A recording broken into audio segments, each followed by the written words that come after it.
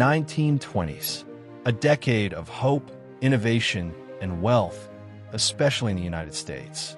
After World War I, industries grew faster than ever. Cars, radios, refrigerators, new inventions filled American homes. People started buying everything on credit. They also invested heavily in the stock market, believing it would only go up. But beneath the surface, a dangerous bubble was growing. Stock prices were far higher than real company values. Still, optimism blinded everyone. No one realized that the greatest economic crash in history was just around the corner. Black Thursday, the market collapse. October 24th, 1929, a day that would change the world, Black Thursday. The New York Stock Exchange was in chaos. Thousands of investors rushed to sell their stocks. Prices fell rapidly. Panic spread like wildfire. In just one day, billions of dollars vanished. The next few days were even worse.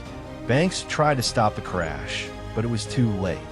The bubble had burst, and America's economic dream turned into a nightmare. The banking crisis and mass unemployment. After the stock market collapsed, banks began to fail. People lined up to withdraw their savings. But many banks had already lost their money in the crash. Hundreds of banks closed. Millions lost everything. Factories shut down. Businesses went bankrupt, and unemployment soared to 25%.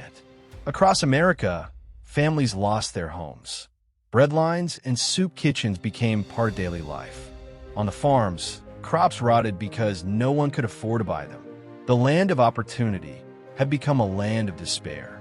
The global impact. But the Great Depression did not stop at America's borders. The world economy was deeply connected, and soon, the crisis spread everywhere. European countries, still paying their World War I debts, were hit hard. Germany's economy collapsed. Unemployment and anger filled the streets.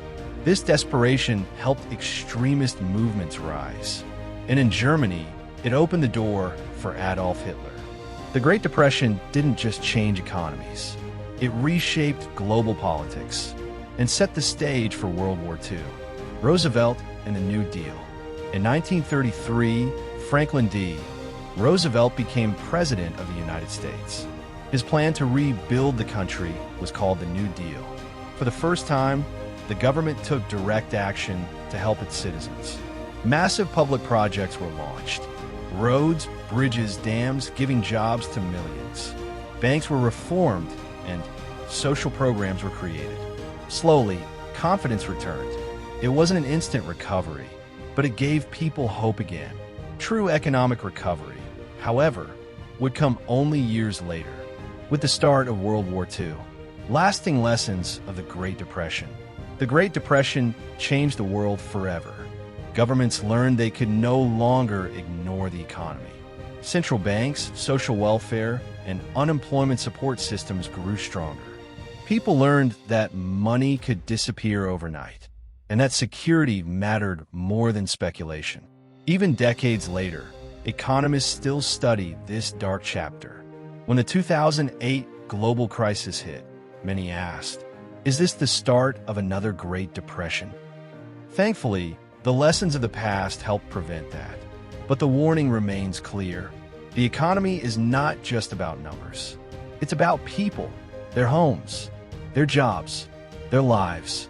The Great Depression was a tragedy, but also a teacher, reminding us how fragile prosperity can be.